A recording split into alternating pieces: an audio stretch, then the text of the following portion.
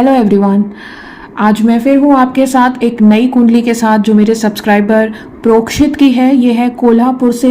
ये जानना चाहते हैं इनकी मैरिड लाइफ, इनका पार्टनर कैसा होगा, इनकी मैरिड लाइफ कैसी होगी। दोस्तों, अगर आप में से भी किसी का ये क्वेश्चन है तो ये बहुत ही इन्फॉर्मेटिव वीडियो हो सकता है और इसकी रेमेडीज़ आपके भी काम आ सकती हैं। ठीक है, और इसके अलावा अगर आपका कोई क्वेश्चन है तो आप कमेंट सेक्शन में अपना क्वेश्चन और अपनी बर्थ डिटेल डालकर मुझसे पूछ सकते हैं। मैरिड लाइफ होता है, उसका एनालिसिस हम 7th हाउस से करते हैं और मैरिज लाइफ का जो सुख होता है वो हम 4th हाउस से देखते हैं। ठीक है, तो ये दोनों ही हाउस हम देखेंगे। सबसे पहले हम 7th हाउस का एनालिसिस करते हैं। तो इसमें दिख रहा है हमें राशि 6 राशि मतलब मर्क्यूरी। तो मर्क्यूरी कहाँ बैठा है हम देख सकते हैं। Mercury is sitting in the 6th house, right? 1 2 3 4 5 6 in the 6th house Mercury is sitting। तो 7th हाउस के लॉर्ड का 6th हाउस में आके बैठना एक बहुत ही अच्छी स्थिति नहीं है। ओके, तो ये इसका मतलब ये है कि जो पहला, इसके कई इंटरप्रिटेशन है।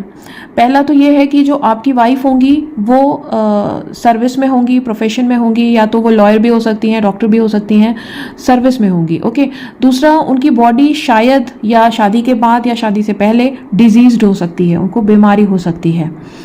और वो थोड़ा सा ना आर्ग्यूमेंट आप लोगों के बीच में बना रहेगा और कई बार ये आर्ग्यूमेंट काफ़ी बढ़ सकता है, मतलब बिल्कुल जिसको कहते हैं ना डिवोर्स की स्थिति भी आ सकती है। गॉड फॉरबिड ऐसा ना हो, लेकिन ऐसा हो सकता है। ओके, तो और ऐसा क्यों हो रहा है वो आप इसको अगर देखें तो इसमें आपका जो 4th हाउस है जो कि है शादी के सुख का भाव है ना, उसमें भी देखिए। अगर आप ये देखिए, राहु को देखने के पहले आप ये देखिए कि जो हाउस नंबर 4 है इसका भी जो राशि नंबर है वो है 3 इज ऑल्सो, यानी जो मर्करी होता है ना इसके 2 ओनर्स होते हैं, 2 लॉर्ड होते हैं। एक होता है 3 और दूसरा होता है 6।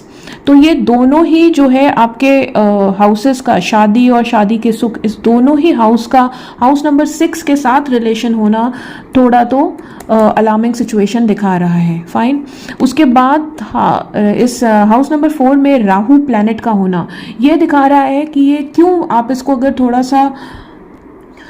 थोड़ा सा एनालिसिस करिए तो राहु क्या करता है, राहु भ्रम पैदा करता है।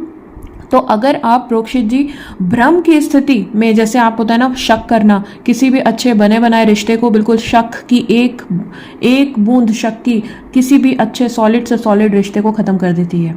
तो आपको शक जैसी आदत, भ्रम जैसा ना, राहु भ्रम पैदा करेगा, तो उसकी वजह से आपकी ज़िंदगी में प्रॉब्लम हो सकती है। तो ये आपके ऊपर है कि आप भ्रम मत पैदा करिए, है ना। तो ये क्लियर कट दिख रहा है कि आपको जो है प्रॉब्लम्स आएंगी शादी के बाद। तो इसकी 2 रेमेडी होती है। ठीक है, मैं आपको दोनों रेमेडी दे देती हूँ।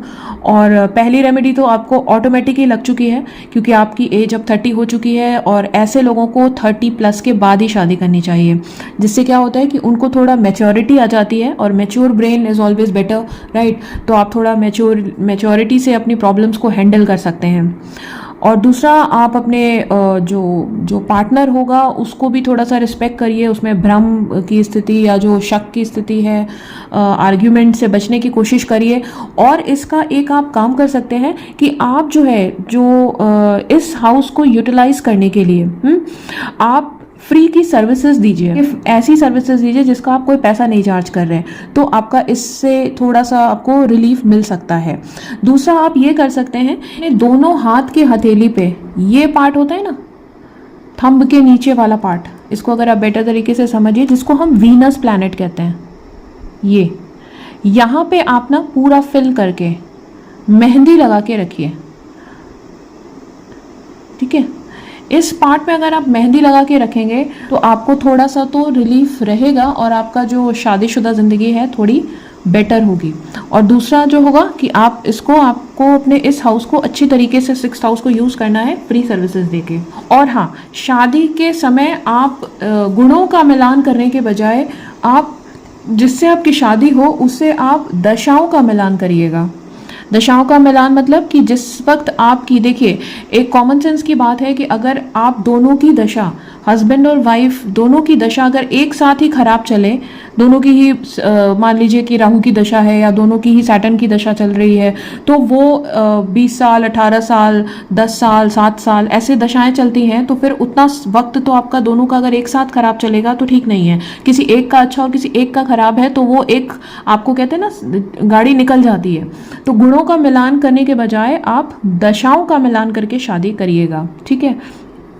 अगर आपकी शादीशुदा ज़िंदगी में कोई प्रॉब्लम है या प्रॉब्लम आने का अंदेशा है तो आपको शिव जी का शिवलिंग पर हमेशा दूध ज़रूर चढ़ाना चाहिए।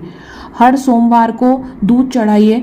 हर मंथ की जो शिवरात्रि आती है उस दिन ज़रूर व्रत करिए और दूध चढ़ाइए, और अपने घर में एक शिव परिवार का फोटो रखकर उसकी पूजा उपासना ज़रूर करिए। शिवलिंग घर पे नहीं रखना चाहिए, क्योंकि घर पे शिवलिंग रखेंगे तो उतनी साफ सफाई या उतना रोज आप नहीं कर सकते जितना मंदिर में होता है, तो वो आपको फिर फ़ायदा देने के बजाय नुकसान देने लगता है। इसलिए शिव मंदिर में रोज जाकर अगर आप दूध चढ़ाते हैं तो आपकी कितनी बड़ी से बड़ी भी प्रॉब्लम हो वो बिल्कुल ठीक रहती है, उसमें कोई दिक्कत नहीं आती, क्योंकि शिव जी एक ऐसे भगवान हैं जो आपकी मैरिड लाइफ को बहुत अच्छा चला सकते हैं।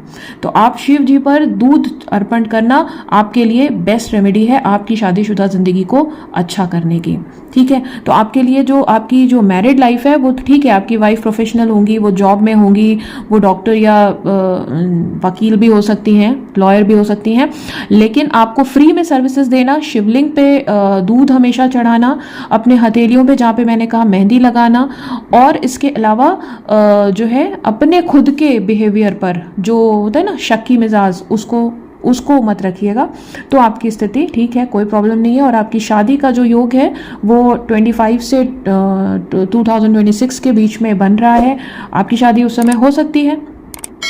तो आई थिंक प्रोक्षित जी मैंने आपकी सभी बातों का जवाब दे दिया है। इसके अलावा अगर आपको कोई और क्वेश्चन हो तो ज़रूर पूछिएगा। तो थैंक यू सो मच।